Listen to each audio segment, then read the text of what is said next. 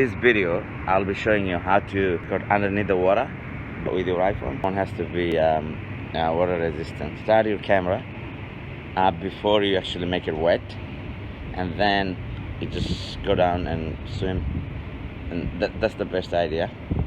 Otherwise, you can't really start your camera when it's get wet.